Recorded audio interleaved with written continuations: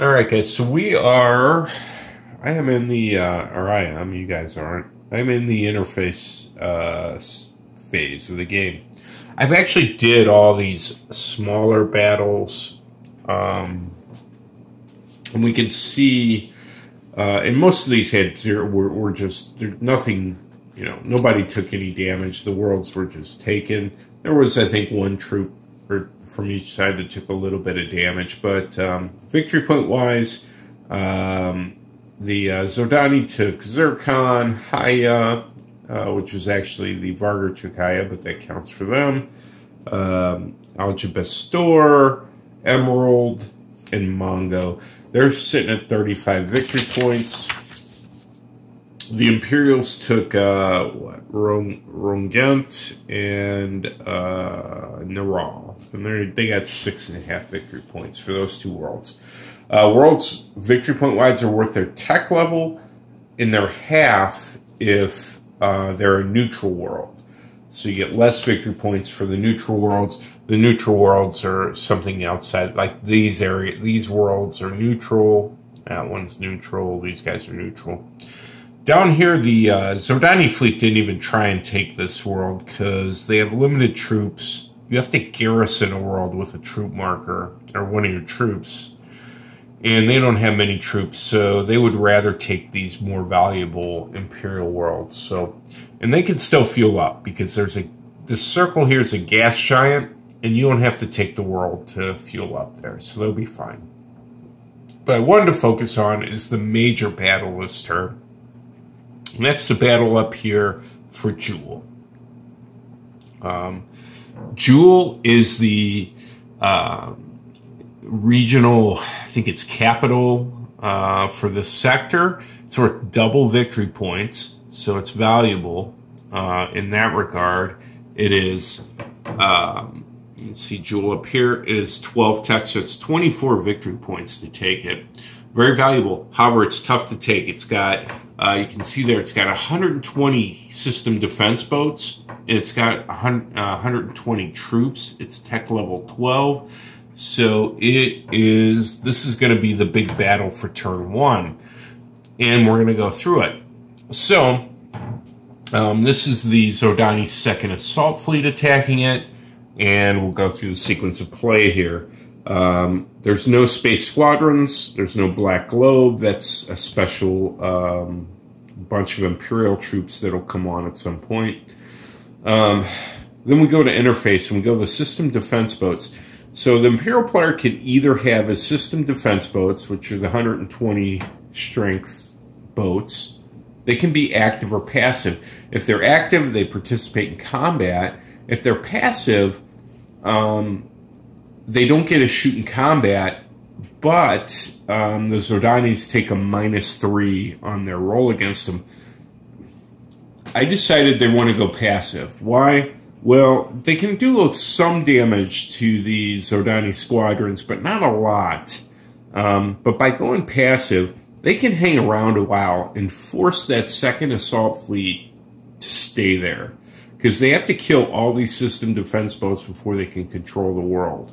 And so, to me, that kind of makes a lot of sense for them, for the Imperium, is just to kind of drag this out, to slow the Zordani down. All right, so let's go through the actual, we'll go through the battle here. So, the system defense boats won't shoot because they're passive, but the Zordanis will. The Zordani second assault has 48 points of bombardment. You don't use your squadron value against defense boats. You use your bombardment value, and they're going to roll a die. So we'll see what they get, and they get a 4. This will be modified by half the tech level in a negative way. And Jewell has a tech level of 12, so it's going to be -6 for the tech level. In addition, it's -3 because they're passive. So it's a total of -9. So -9 off of 4 is going to be -5. So what we do is we go down, and it's a little different from other combat. This game doesn't make anything simple. We take the number of system defense boats, we go over here, and we go -9. 1, 2, 6, 9 off of 4. It's going to be -5 total. Okay, so we go over here, and 1, 2, 3, 4, 5. They're going to do 30% losses on the system defense boats. So I'll mark that on there, but obviously they haven't taken the system defense boats out. However, they can still land troops and go to the combat phase. So I'm going to grab a 30% loss marker over here. Pull one of these out. We'll put it on the Jewell system defense boats up here. Throw that down on it. And then we're going to go to the bombardment phase. So again, we got 48. Again, we're going to use a different chart because everything's got to be different here. Surface bombardments, they have 48. There is this guy who's defending it, these colonial imperial troops, which are 100, and there's 120, or there's 120 defense units there. They're going to go after the 120, okay, because they'll do more losses in essence. And they're going to roll on this table, and it's a single die roll, and it's modified by the tech level of the units defending. In this case, we see their 11 to 12 tech is a -1. So Zordani will roll a die. They get a 1. -1's a 0. So they're going to do 50% losses. So just in the bombardment, they whack half of those forces down there. So again, we'll go up here. We'll mark it 50%. So they've already done a pretty good job of softening things up, just bombarding them. All right. Next up, we're going to do the surface combat. This is a pain in the ass because I got all these units, right? Well, I'm going to start with the big boys, and these are the 100 value units. They're armored, they're doubled. Well, let me look at the 500. The 500's not, it's regular infantry. We'll do the 500. We're going to do a 5-to-1 against, this guy. Okay, 5-to-1. He's got a tech 12, I got a tech 14. So I'm going to get a shift. So I go 5-to-1 up to 100-to-1. Roll a couple of die, I get a 7. Okay, a 7. Yeah, wrong table. A 7 on the 100-to-1. They're destroyed. So, got it. They'll get a shoot back, but okay. All right, next up, we have to kill the rest of this force, which is 600. Okay, so I've shot my 500 unit. So now I got a 100 unit here. That's an armored unit that's doubled, so 200 is what their strength is going to be, and they're going to be shooting at 600. Okay, so that's going to be on the 1 to 3 table, but again, I get 2 column shifts for tech. So we are, what did I say? We are 100, 200 versus 600, 1 to 3, 2 shifts. We go up to 1 to the 1.5 table. We roll a 9. That's no effect. I'm going to go because I have so many of these units. I'm going to go through. I'm guessing at the end they're going to kill the defense. And then I will do the attacks back from the defenders.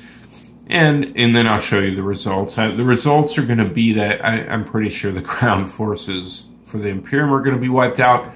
But those system defense boats prevent the Zordani from taking control of the planet. completely. So I'll be back here in a sec after I'm done rolling dice.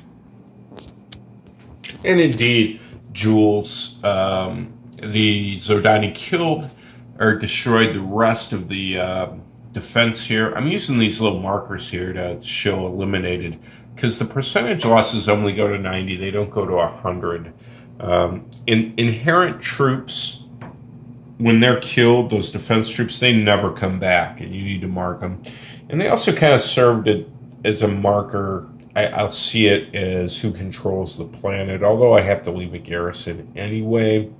I'm going to try and get some transparent, like red and blue little circles to show things at some point, I think. It'll make things a little easier. Anyway, so turn 1 combat's over. Here's the death toll.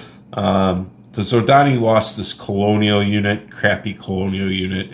The Imperials lost a couple of, colonial units. One of these regular units, which the Vargar destroyed up at Haya. Probably a bad placement by me, but hey, there's going to be mistakes around. But at Jewell, these system defense boats, they still have 90% of them, so Jewell is still not controlled by the Zordani. Now, the 2nd Assault Fleet has kind of planned on that, and I don't know if I was smart of me or whatever, because they're plotting for next turn as a refuel action, so they planned on staying there anyway to try and finish off those system defense boats. I'm assuming that's what I was thinking. I don't remember if I was thinking that or not, or just thinking, yeah, it looks like a really tough planet to take. Who knows? But anyway, it works out well. So we're done with the combat phase. Again, at the end of turn 1, the Zordani have 35 victory points, the Imperial 6.5. Okay, so that's where we're at victory point wise. We go to the last phase, which is plotting and reorganization. I'll do fleet adjustments. My only fleet adjustment's going to be here. The sword rollers now have these 2 fleets here. They're going to incorporate all these guys into those 2 fleets. Guerrilla activity, there's not going to be any. I'm not flipping any guerrillas over. The best I can think of the guerrillas is, I'm not even sure. I think they're best at just holding planets as kind of garrisons.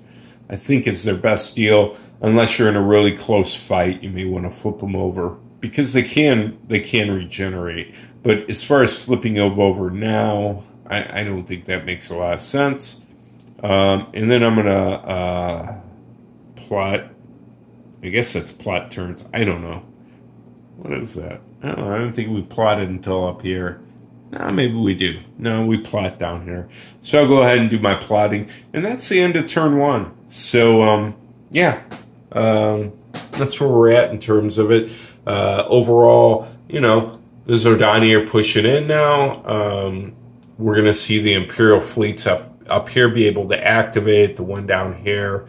So we got some interesting things going on. The sword rollers are going to start moving up here. The Vargar are going to continue, I think, to take worlds here. And then the Imperial fleet here, I think I'm going to go, they're going to start plotting. I think they're going to go with that plan to go after the Vargar. I don't think there's any point of trying to, mess with the Zordani advance at this point. I've got to just let them come forward and then wait till I get my big reinforcement groups in.